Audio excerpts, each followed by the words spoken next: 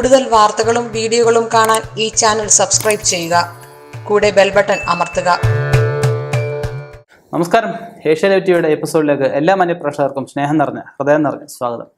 അതാണ് വിഷയം. ഒരിക്കലും പൂജയ്ക്ക് എടുക്കാൻ പാടില്ലാത്ത പൂക്കൾ. അതായത് ഇപ്പം വരുന്ന പല ഭംഗിയുള്ള പൂക്കളും പൂജയ്ക്ക് ചിലതൊന്നും എടുക്കാറില്ല. ചിലതൊക്കെ മാലയ്ക്ക് ഇടയ്ക്ക് കെട്ടിയെടുക്കാറൊക്കെ ഉണ്ട്.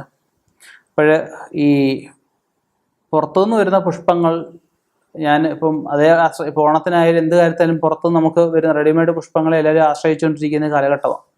കാരണം ഇവിടുത്തെ കൂട്ട് ശുദ്ധഗതി എന്ന് പറഞ്ഞു കഴിഞ്ഞാൽ പുറത്തോട്ടൊന്നും വരുന്ന സ്ഥലത്തൊന്നും ഉണ്ടാവില്ല. ആന്ധ്രയായാലും കർണാടകയിലും മറ്റേ കുറ്റമായിട്ട് ഞാൻ പറയുകയല്ല, അവിടെയും കൂടെ സ്ഥിതി നമ്മൾ മനസ്സിലാക്കണം.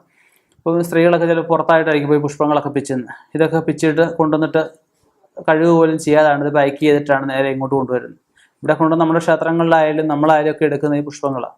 നമ്മൾ ഈ പുഷ്പങ്ങളുടെ കാര്യത്തിൽ ക്ഷേത്രങ്ങളിലായാലും വീടുകളിലായാലും ഒരു സ്വയം പര്യാപ്തത കൈവരിക്കുന്നത് നന്നായിരിക്കും.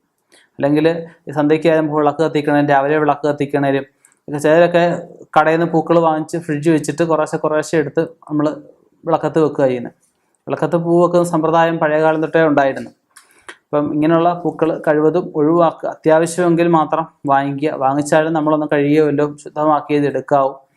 അപ്പം നിങ്ങൾ എല്ലാവരുടെയും ശ്രദ്ധയിൽപ്പെടുത്തി നമ്മുടെ വിഷയം കടന്നുപോയി.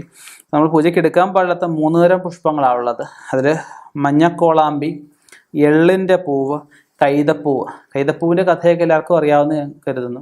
അതായത് ഒരു മത്സരം നടന്ന സമയത്ത് ശിവൻ്റെ ഒരു ശിവലിംഗത്തിൻ്റെ മുകൾ വശം തേടി ഒരാൾ പോവുകയാണ്. പോയപ്പോൾ കൈതപ്പൂവിനെ കൊണ്ട് കള്ളം പറയിപ്പിച്ചു. കൈതപ്പൂ മുകളിലും താഴോട്ട് വീണോണ്ടിരിക്കുക.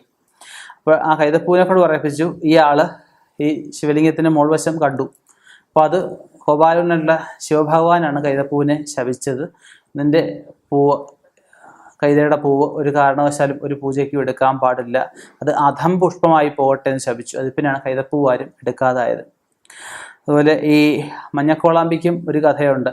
ഒരു പ്രായമായ വ്യക്തി ഒരു പുഷ്പങ്ങൾ പറിക്കാൻ പോയ സമയത്ത് പൂക്കളൊക്കെ പറിച്ചു വന്നപ്പോഴത്തേക്കും മഞ്ഞക്കോളാമ്പി ഇയാളിനെ അധിക്ഷേപിച്ചതായിട്ടും അങ്ങനെ ആ ഒരു വ്യക്തി ഈ മഞ്ഞക്കോളാമ്പി ശപിച്ചതായിട്ടും ഒരു കഥ പറയപ്പെടുന്നുണ്ട് പുരാണങ്ങളിലൊക്കെ. പിന്നെ ഉള്ളത് എള്ളിൻ്റെ പൂവാണ്. എള്ളിൻ്റെ പൂവെന്ന് വെച്ചാൽ ആസുരിക സ്വഭാവം കൂടുതലായിട്ട് പറയപ്പെടുന്നുണ്ട്. അല്ലെ ഈ പറഞ്ഞ കുറച്ച് വശ്യത കുറച്ച് കൂടുതലായിട്ട് പറയപ്പെടുന്നുണ്ട്. അതുകൊണ്ടാണ് ഈ എള്ളിൻ്റെ പൂവ് അങ്ങനെ പൂജയ്ക്ക് എടുക്കാത്തത്. ദുഷ്കർമ്മങ്ങളൊക്കെ ചെയ്യുന്നവരൊക്കെ ഈ പറയുന്ന പൂക്കളൊക്കെ എടുക്കാറുണ്ട്. സൽക്കർമ്മങ്ങൾക്ക് സത്യകർമ്മങ്ങൾക്കൊന്നും തന്നെ ഈ 3 പുഷ്പങ്ങൾ എടുക്കാറില്ല.